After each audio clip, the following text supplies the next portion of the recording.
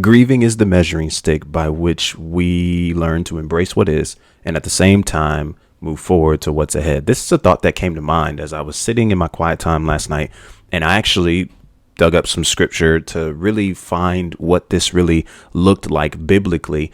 And I wanted to share this with you because I think it's important as we transition from one year to another. Some of you are transitioning from relationships, are still looking to heal from previous separations and relationships that you've encountered, and all across the board in this sense. But I'm going to take this truth, and I want you to hang in there for a second with me as we dive into this text, because I want you to just take the truth that's seen here from this experience and really see it applied in your own life as you transition from one year to another, one relationship to another, and the importance of grief in the mix of this. Okay. So 1 Samuel chapter 20, verse 41 through 42 is where we're at. And in this context, it deals with Saul's son, Jonathan, and David. Okay. So David and Jonathan are amazing friends, amazing friendship and relationship in scripture. In fact, the love that they shared was so pure that scripture tells us that David and Jonathan loved each other as they love their own souls. And this is such a pure godly love that's present. And even though with such a best of friends, a friendship that God put together, a pairing that God put together,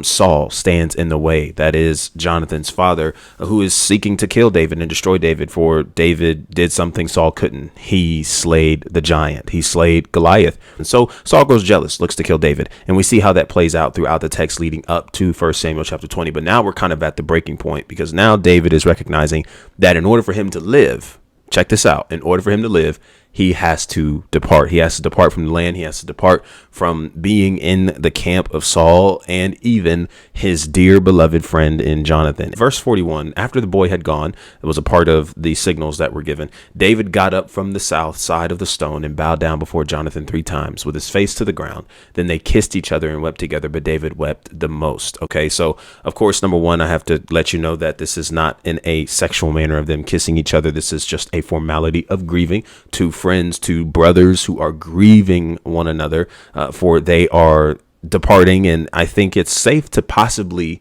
think, again, in my opinion, from what I see in this text, that they are thinking that it's possibly the last time that they'll see each other. And so they're desperately grieving here. And then two, I want you to always keep in mind that the Bible is just good at just telling it like it is and exposing people. And so if there was anything shady going on here, trust me when I tell you, I believe we would know, because the Bible just has such an immaculate way of exposing people. But look at verse 42 as well. Jonathan said to David, "Go in peace, for we have sworn friendship with each other in the name of the Lord, saying, the Lord is witness between you and me and between your descendants and my descendants forever."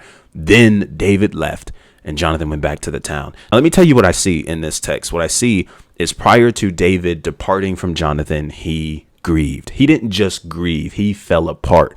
He allowed himself to feel the feelings of what now life may look like, being separated from somebody he loved, being separated from somebody he cared for, being separated from somebody that he literally enjoyed being around all the time. He was grieving this. He allowed himself to feel all of this.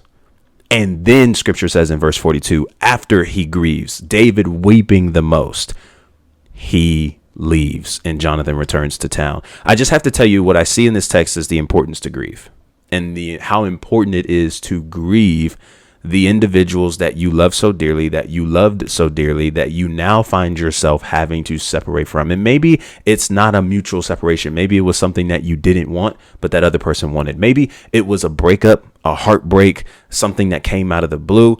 This is somebody that you have just not only learned to do life with, but you enjoy doing life with. And now all of a sudden, your world is upside down. And now you have to move on. You have to move forward. You have to figure out a way to move forward. And that is really some of the toughest things that I think a lot of us could ever go through and experience. And my encouragement to you as you transition from 2023 to 2024, as you transition from one relationship to another, I encourage you to grieve. I encourage you to fall apart. I encourage you to allow yourself to feel the feelings. Feel it all. You don't have to judge them. You don't have to say this isn't how I should feel. This has nothing. No, I want you to feel those feelings. Grieve it and let yourself fall apart. Because I'm afraid, y'all, that without grieving such things, without grieving what we can no longer have with this person, without grieving what we can no longer desire and expect out of somebody, without grieving those things, grieving a connection that we once had with someone and wishing that we still had it, and all those things, all those emotions that bubble up, we may miss, point blank period. We are in danger of missing what God has for us ahead, and what God desires for us to step into. And a lot of times in relationships and connections with people, the reason why we are unable to really receive the love that's given to us by other people and be able to embrace and accept such a space is because we have really yet to grieve the past experiences that we shared with others that left us hurting. But because we remained so busy and we tried to distract ourselves and move on and move on and move on, we didn't give ourselves time to fall apart.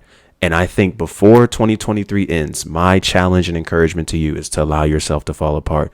Feel the feelings, because then and only then do I believe, based on what I see in this text, are we truly able to depart from such a space and be able to step into what God has in front of us and ahead of us that is all going to work out for our good, and being able to embrace what he gives to us, what he allows us to see, the connections we're allowed to build, the relationships that God will desire or desires us to have and be a part of, and be able to love and be loved in such a space. And I think it starts with grieving.